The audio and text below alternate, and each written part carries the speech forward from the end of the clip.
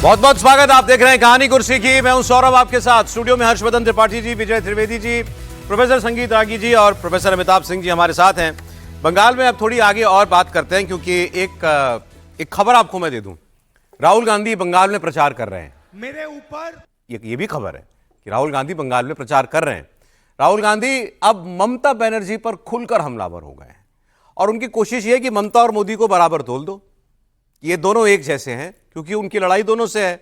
ममता जी का लेकिन कभी कभी साथ भी लेना पड़ता है, लेकिन क्या करें, बंगाल में पार्टी ने कहा साहब हम भी हैं यहाँ पे, चुनाव तो लड़ना पड़ेगा। तो वो जिस भी मन से, लेकिन ममता जी के खिलाफ बोलने लगे। फिर राहुल गांधी ने कहा कि मैं मोदी से लड़ता हूं, इसीलिए मेरे खिलाफ कितने 32 या 36 उन्होंने केस बताया कि इतने केस चल रहे हैं मेरे खिलाफ। फिर उन्होंने कहा मैं बेल पे हूं, ऐसे ही बोले, मैं बेल पे हूं, बेल लेके आया हूं आपके पास बात करने के लिए, क्योंकि मेरे ऊपर इतने केस हैं। ममता जी के ऊपर कोई मुकदमा है क्या? ममता जी की कोई पूछताछ हुई? मुझसे ईडी ने 55 घंटे पूछताछ की। ममता जी से कभी किसी केस के सिलसिले में किसी एजेंसी ने पूछताछ की? उनके ऊपर कितने मुकदमे हैं? बीजेपी ममता बनर्जी के करप्शन पर कभी कोई काम क्यों नहीं करती? और उन्होंने कहा ममता जी का शासन करप्ट है, ममता सरकार करप्ट है, तो बीजेपी इन पर कोई कार्रवाई क्यों नहीं करती, मेरे पीछे क्यों पड़ी है? देखिए, मेरे ऊपर 36 केस हैं। क्यों? क्योंकि मैं नरेंद्र मोदी से, आरएसएस से 24 घंटे लड़ता रहता हूं। आज मैं यहां आया हूं, मैं बेल पर हूं, मैं बेल में हूं और मैं आया हूं। नरेंद्र मोदी ने मेरा सरकारी घर ले लिया, मेरी लोकसभा की मेंबरशिप रद्द कर दी थी और ईडी ने 55 घंटे मेरा इंटेरोगेशन किया। ममता जी का कभी इंटेरोगेशन नहीं किया, ममता जी का घर नहीं छीना, ममता जी पर आक्रमण नहीं करते। क्यों? क्योंकि वो जानते हैं कि असली लड़ाई तृणमूल से नहीं है, असली लड़ाई कांग्रेस पार्टी से है, खारगे जी से है, राहुल गांधी से है, प्रियंका गांधी से है, कांग्रेस पार्टी के नेताओं से।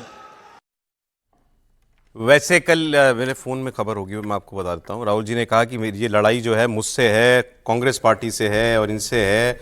कल ही कांग्रेस पार्टी का एक कैंडिडेट छोड़ के चला गया। कैंडिडेट जो चुनाव लड़ रहा था वो कैंडिडेट छोड़ के चला गया, उसने दूसरी पार्टी ज्वाइन कर ली। ये तो हालत है उस प्रदेश में जहां वो कह रहे हैं कि सीधी लड़ाई जो है वो मेरे साथ होनी चाहिए।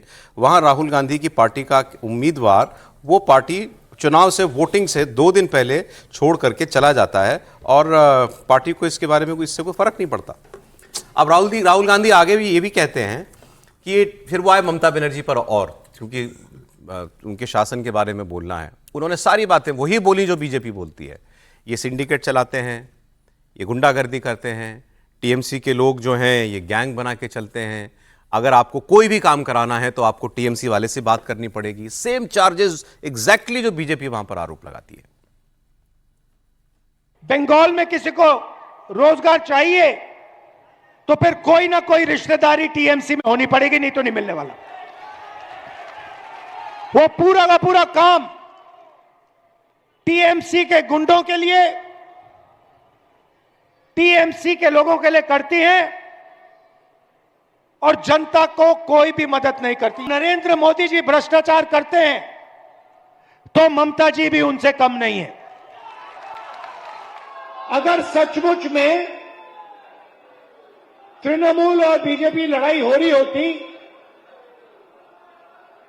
तो ममता जी पर अनेक केस होते, वो बेल में होती, बेल लेकर बाहर होती, उनका 55-70 घंटे इंटेरोगेशन हुआ होता।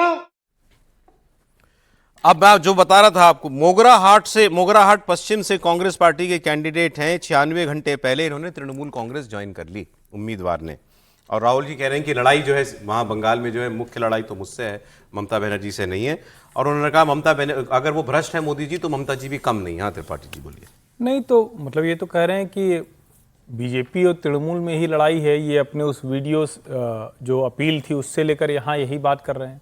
और जब ये कहते हैं कि मेरे ऊपर मामले हैं, तो मामले कोई इसकी वजह से थोड़ी ना है कि कोई वो लड़ाई लड़ रहे थे। मामले तो इसलिए कि ऊटपटांग बयान देते हैं, कोई कहीं मामला दर्ज कर देता है, फिर झड़ाते फुकाते घूमते रहते हैं। तो असली बात बतानी चाहिए, इसकी वजह से नहीं कि ये कोई मतलब सत्याग्रह कर रहे थे, गांधी जी की तरह कोई आंदोलन कर रहे थे, ऐसा नहीं। पहली बात है। दूसरा, जब आप इस तरह की बातचीत करते हैं तो हमेशा मोमेंटम के साथ जाता है। मैं एक उदाहरण आपको बताता हूं। तेलंगाना का चुनाव हो रहा था, भारतीय जनता पार्टी वहां अच्छी खासी लड़ाई में थी, लेकिन उसके जो सुर थे वो एक समय में कमजोर पड़े और लोगों ने कहा कि वो केसीआर के साथ लगे हुए हैं क्या। बाद में वो केसीआर के खिलाफ लड़ाई में आए, तब तक कांग्रेस पार्टी मैदान में आ चुकी थी और जो भाजपा ने भी मोमेंटम बनाया उसका लाभ रेवंत रेड्डी को मिला। ठीक वही स्थिति यहां होती दिख रही है कि आप लड़ाई में नहीं होते तो चलो लोगों को समझ में आता किधर जाना है। अब जब आप आके यहां इस तरह की बात कर रहे हैं तो एक तरह से आप ममता बनर्जी को हटाकर परिवर्तन की बात कर रहे हैं, और परिवर्तन का सेंटिमेंट किसके पक्ष में है? वो भारतीय जनता पार्टी नरेंद्र मोदी के पक्ष। ये बीजेपी के लिए कैंपेन कर रहे हैं, मतलब फायदा मतलब बीजेपी इसमें को कोई होगा। अब कंफ्यूजन ही नहीं है। ये अब इतने कम समझदार तो नहीं है कि ये भी अरे आपको समझदार- हैरानी हुई जितने खुलकर वो ममता जी के लिए बोल रहे हैं? इससे कुछ हैरानी हो रही है? नहीं, मुझे हैरानी नहीं हो रही। मुझे मतलब अब चूंकि ये तो अंदर के लोग बताएंगे, कई लोग ये कहने लगे हैं कि कम्युनिस्ट और कांग्रेस दोनों को लगता है जब तक ममता जी रहेंगे हम नहीं उभर सकते। एक बार भारतीय जनता पार्टी की सरकार आ जाएगी, ममता जी खत्म हो जाएंगे, अभिषेक इस पार्टी को नहीं चला पाएंगे और हमारे लिए गुंजाइश बन जाएगी। कल मैं 2-3 सीनियर जर्नलिस्ट को सुन रहा था, वो ये टीएमसी और कांग्रेस के बीच में क्या चल रहा है सर ये बता रहे थे। मतलब आपकी लीग वाले सीनियर सब बड़े बड़े लोग वो क्या बता रहे थे, वो ये कह रहे थे, आपको याद है जब ये विमेन्स रिजर्वेशन बिल अभी आया पीछे, तो इस पे टीएमसी ने वोट किया, उसके बाद एक खबर आई थी टीवी पे, सब जगह पर एक सेम टाइम पे एक खबर चली थी। मुझे उस वक्त भी हैरानी हुई थी कि ये खबर ऐसे मतलब क्योंकि ऐसी खबर आती नहीं है जनरली। राहुल गांधी ने अभिषेक बनर्जी को फोन पे थैंक यू बोला, आपको याद है ये बात? हाँ, वो सब जगह खबर आई। वो किसी टीएमसी वाले ने खबर दी थी कि भाई ये राहुल गांधी ने थैंक यू बोला अभिषेक बनर्जी को इसमें हमारे साथ खड़े रहने के लिए। हमारे लिए तो खबर थी, हमने चलाई, लेकिन वो खबर वो चाहते थे कि ये पब्लिक को पता चले। उसकी कहानी क्या है? उसकी कहानी यह है कि राहुल गांधी उससे पहले भी कैंपेन में जाकर ममता बनर्जी के खिलाफ बोल रहे थे। ये कम्युनिकेट कराया गया राहुल गांधी को कि आप ममता जी के लिए ऐसे शब्द नहीं कह सकते, टोन डाउन। और यह भी हुआ कि पार्लियामेंट में विमेन्स बिल के खिलाफ वोट करने के लिए जब ऑपोजिशन की मीटिंग हुई तो तृणमूल कांग्रेस ने कहा कि हमारे सांसद बिजी हैं, वो नहीं आ सकते, चुनाव में बिजी हैं, कैंपेन में वो नहीं आएंगे। तो राहुल गांधी ने कहा कि ऐसे कैसे चलेगा? तो राहुल गांधी ने फिर रिक्वेस्ट करवाया कि नहीं आप प्लीज वहां से सब लोगों को भेजिए। इसीलिए थैंक यू कहना पड़ा उनको। टीएमसी ने तेवर दे दिए थे कि तुम ममता के खिलाफ बोलोगे, लो हम उसके बिल के लिए नहीं आएंगे, वोटिंग ही उसमें शामिल ही नहीं होंगे। लेकिन उसके बाद भी अब राहुल गांधी ये कर रहे हैं। अब क्या होगा आगे? अब टीएमसी और राहुल गांधी के रिश्ते क्या होंगे? एक बार तो थैंक यू कह चुके हैं वो। इस तरह से तो चलता रहता है, लेकिन इसका मकसद तो लोग ऐसे ही समझेंगे क्योंकि ममता जी के खिलाफ लड़ रहे हैं और बीजेपी भी ममता जी के खिलाफ लड़ रही हैं। वहाँ पर सत्ता की लड़ाई तो सत्ता में तो ममता जी है ना, तो उनके खिलाफ लड़ रही हैं। तो क्या ऐसा माना जा सकता है कि ममता जी के खिलाफ बीजेपी और राहुल जी एक साथ लड़ रहे हैं? और उन्होंने अभी 2-4 दिन पहले भी एक वीडियो जारी किया था जिसमें ममता जी पे इससे भी ज्यादा चार्ज लगाया, चार्ज लगाया था, सरकार नहीं चलाई। तो वो है, और उनको टीएमसी से रिश्तों की परवाह नहीं है। और ये बात यदि आप याद करें, मुझे याद आता है कि जो इंडिया ब्लॉक बना था उस समय जो प्राइम मिनिस्ट्रियल कैंडिडेट की बात हुई थी, दूल्हा बनने की बात हुई थी, तो उस समय ममता बनर्जी ने राहुल जी को लेकर ऑब्जेक्शन किया था। अच्छा, हाँ, बिल्कुल। तो वो भी एक खास है। भारत जोड़ो यात्रा बंगाल पहुंची और तृणमूल कांग्रेस ने तोड़ लिया। तो वो एक फांस वो भी हो सकती है। और अभी उनको लग रहा है, ये बात भी है कि कांग्रेस के लिए तो जरूरी है कि तृणमूल कांग्रेस कमजोर होगी तब उनका वोटर वहां पर मजबूत होगा, और कांग्रेस से लड़ाई हो सकती थी भारतीय जनता पार्टी की, ये भी बात ठीक है अगर कांग्रेस वहां पर होती तो। अगर टीएमसी हार गई तो ये खोलकर फिर मतलब टीएमसी फटेगी, इन पे फिर फटेगी बिल्कुल। लेकिन अब इतनी सारी चीजें चलती है ना पॉलिटिक्स में कि आप इसको बिल्कुल 1+1 2 और 2+2 4 मत कहिए। जब जैसा होता है उस समय फिर जरूरत पड़ेगी तो कौन सी पार्टी किसके साथ होती है, किसके साथ नहीं होती। लेकिन अभी बड़े उलझे हुए रिश्ते इन दोनों पार्टियों। अभी वो इलेक्शन, स्टेट इलेक्शन है ना, स्टेट इलेक्शन के बाद जब आगे कैसे बढ़ते हैं सेंटर में। और अधीर रंजन चौधरी का पिछले इलेक्शन में हमने देखा है कि किस तरह वो विनिंग कैंडिडेट था, उसके अगेंस्ट जो कैंडिडेट लाया गया वो तो ममता जी की वजह जी के लिए बली दे दी गई, कांग्रेस ने बली दी जी। सर अगली खबर बताता हूं आपको, इस पे भी क्योंकि थोड़ी टेक्निकल बातें जाननी पड़ेंगी हमको। राघव चड्ढा समेत 7 सांसद राज्यसभा के आम आदमी पार्टी के इधर चले गए बीजेपी में, और उन्होंने शब्द इस्तेमाल किया कि हम अपनी 2/3 मेजॉरिटी से अपनी राज्यसभा की पार्टी का हम विलय कर देते हैं।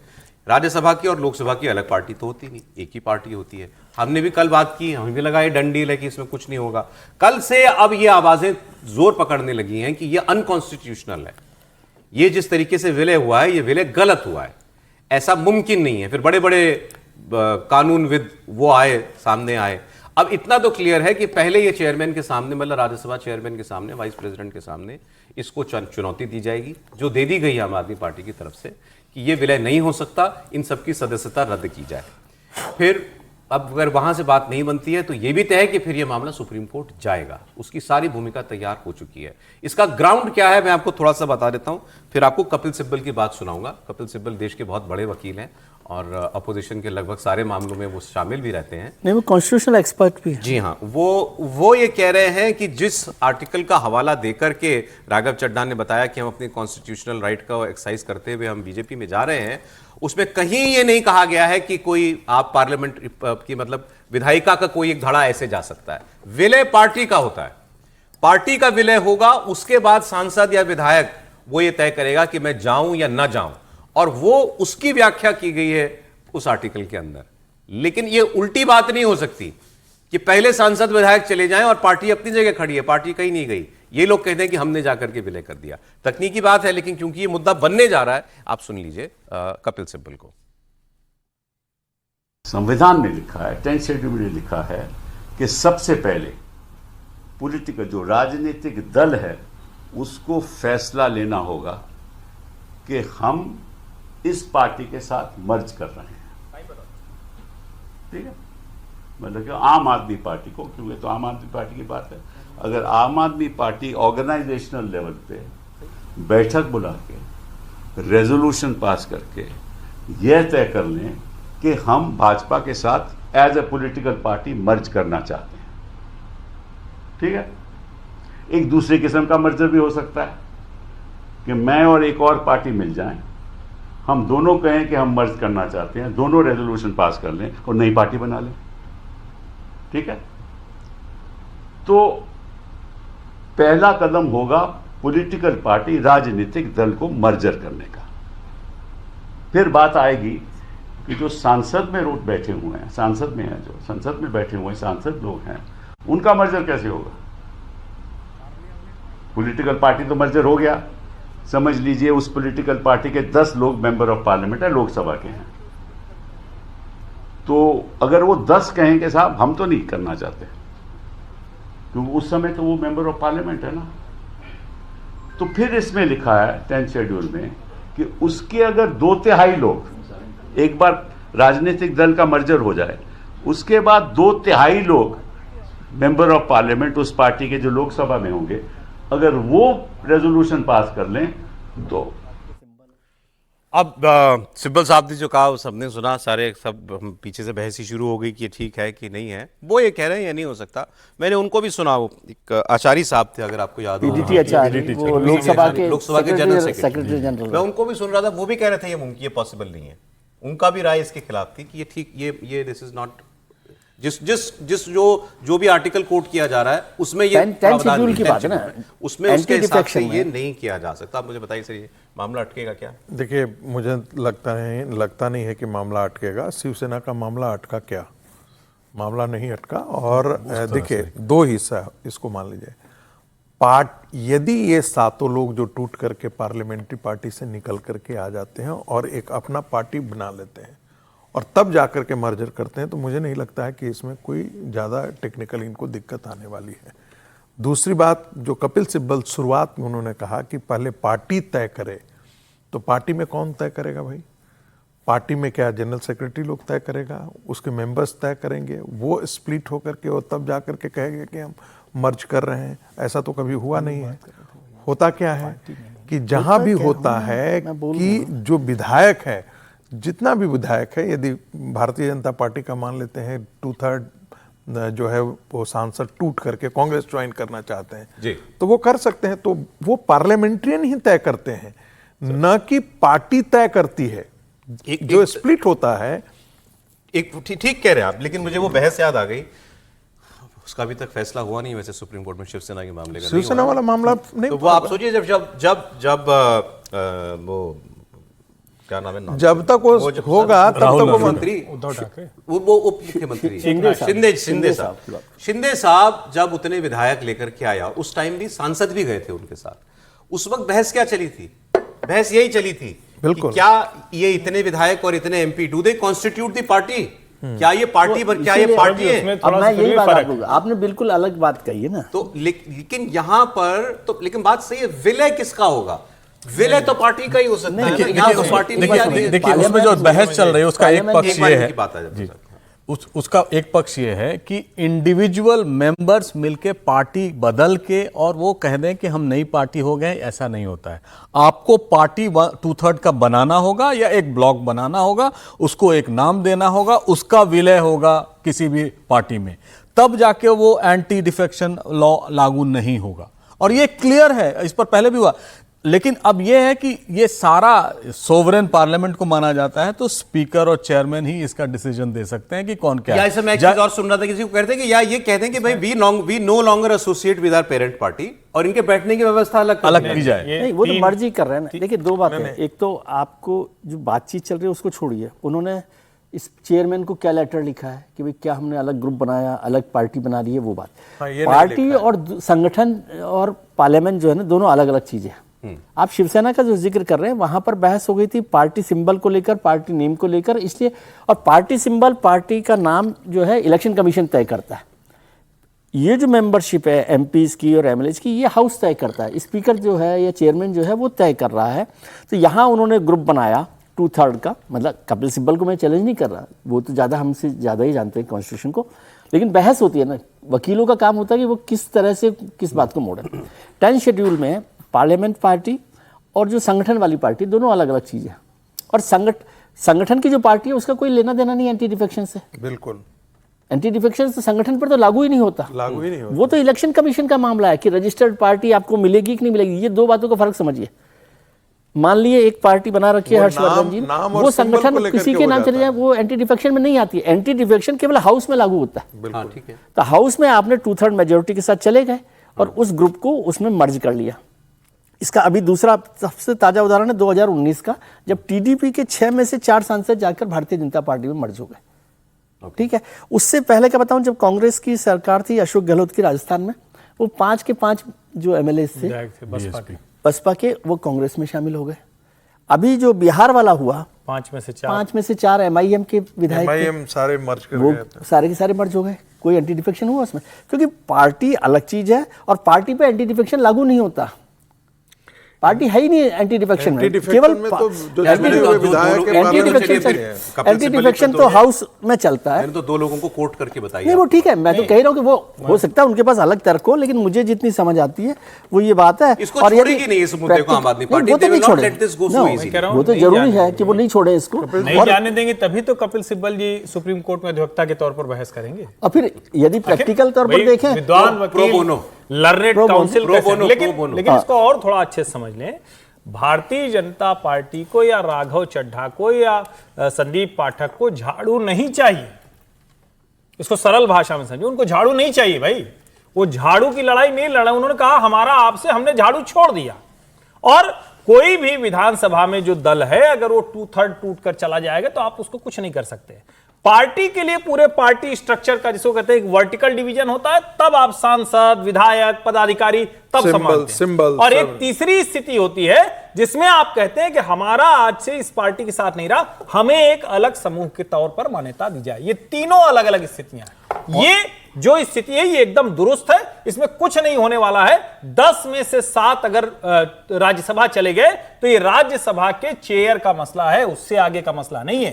सुप्रीम कोर्ट में तो जा सकते हैं, सुप्रीम कोर्ट में तो चैलेंज कर सकते हैं, जाएंगे सुप्रीम कोर्ट में, लेकिन जो चेयर का अधिकार है ये सिर्फ limited to chair of Rajya Sabha, उसके अलावा ये मसला नहीं है। ये कोई इलेक्शन कमीशन या किसी और का मसला है। बाकी सुप्रीम कोर्ट प्रैक्टिकल तौर पे तो होई सोई राम रचि राखा।